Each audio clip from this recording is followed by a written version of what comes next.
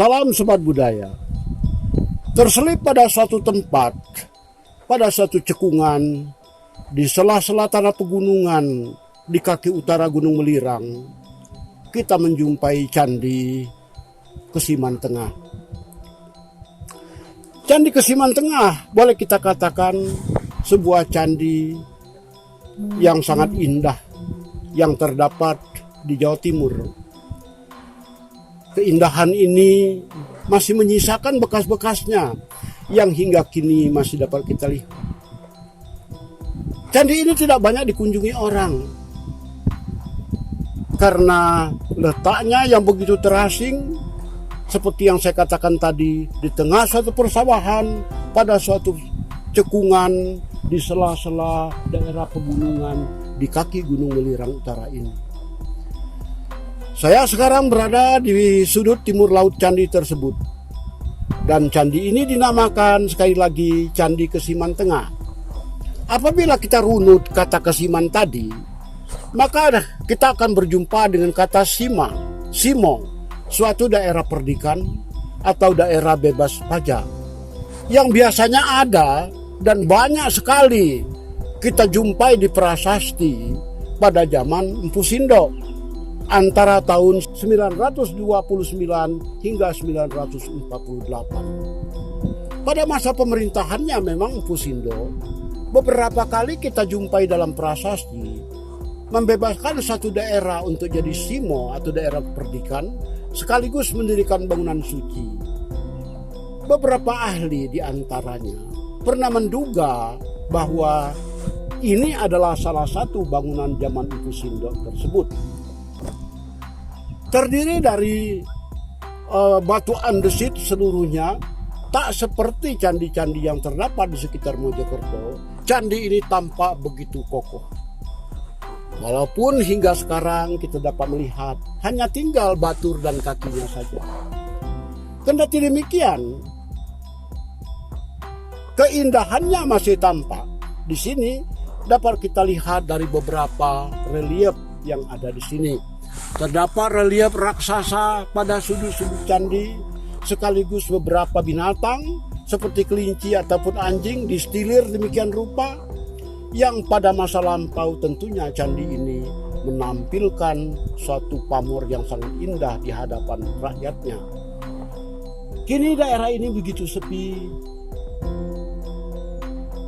Di antara kebun-kebun bawang, kebun cabai dan sebagainya, jauh dari pemukiman penduduk. Akan tetapi dapat kita bayangkan bahwa ribuan tahun yang lalu daerah ini dihuni oleh begitu banyak manusia, dan daerah ini pun dikunjungi oleh begitu banyak pengelana dari berbagai daerah.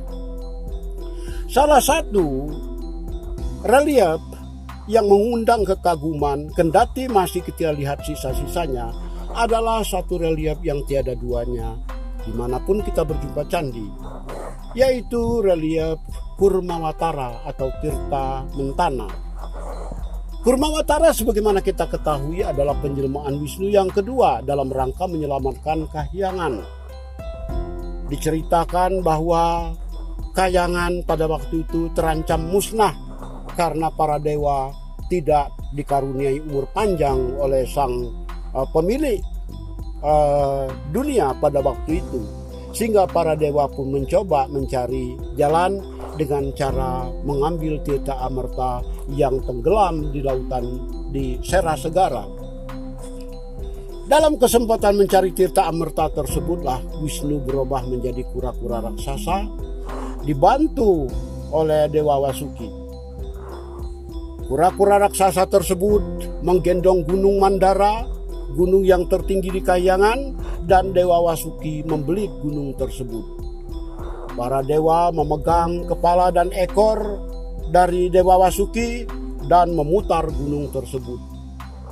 Mula-mula gunung tersebut tidak mau berputar.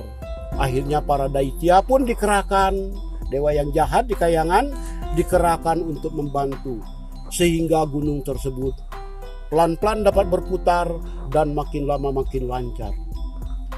Perputaran gunung tersebut demikian rupa sehingga laut pun membual-bual, bumi menjadi gelap, dan akhirnya tak lama kemudian Dari dalam laut pun keluar sura Dewi Anggur. Kuda usai rawa, permata Kaustuba yang menerangi alam menjadi terang benderang, dan Dewi Danwantari tabib kayangan. Nah, kisah Tirta Amerta Mentana tersebut terukir jelas di candi ini. Kendati seperti saya katakan tadi sudah mulai aus, namun demikian masih dapat kita lihat keindahannya. Candi ini bisa jadi semasa utuhnya dulu seperti candi Candi Jayago di Tumpang, Candi Jago atau Candi Tumpang. Ada dua tangga di sebelah sana dan di sebelah sini. Sementara bagian depan candi yang menghadap ke utara ini menganjur sejauh 2 meter ke depan. Dan pada bagian depan sanalah Tirta Amerta Mentana tadi terukir. Tinggal batur dan kaki, sementara sisi bagian badannya berada di atas sana, kita masih dapat menemukan bahwa puluhan tahun yang lampau candi ini pun sempat dikelola oleh para ahli dan kemudian digali pada bagian dalamnya, mungkin mencari peripih dan sebagainya. Tak kita ketahui apa ditemukan peripih atau tidak. Yang pasti di atas sana memang terdapat lubang tempat peripih tersebut diperkirakan ada. Hingga kini dari daerah ini, apabila kita berdiri di atas sana, menyajikan panorama pegunungan yang sangat indah. Sobat budaya, hingga kini candi ini masih tegak menyajikan keindahan tersebut.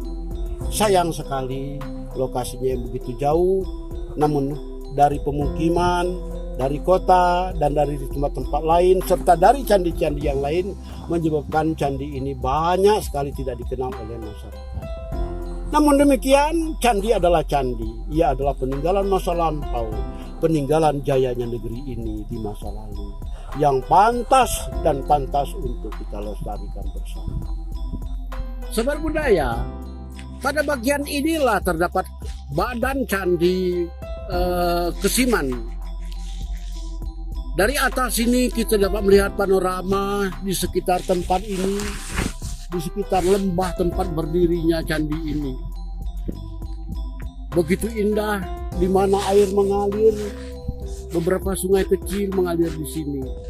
Kiranya memang pada zaman dahulu kala pembangunan candi ini direncanakan dengan matang, agar dekat dengan mata air dan sungai-sungai kecil yang mengalir di sini.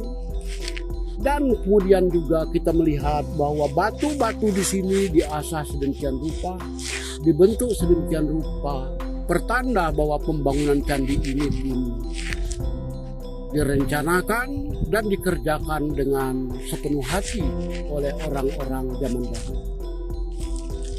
Pada tempat yang namanya badan candi ini, kita masih dapat melihat, seperti saya katakan, di muka sumuran yang pada beberapa puluh tahun yang lampau memang sengaja digali orang untuk mendapatkan atau mencari peripih tempat menyimpan abu jenazah.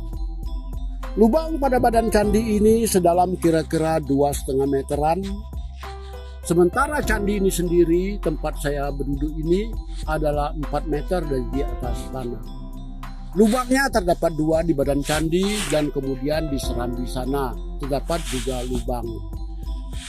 Tak pernah diketahui apakah peripih tersebut ditemukan atau tidak.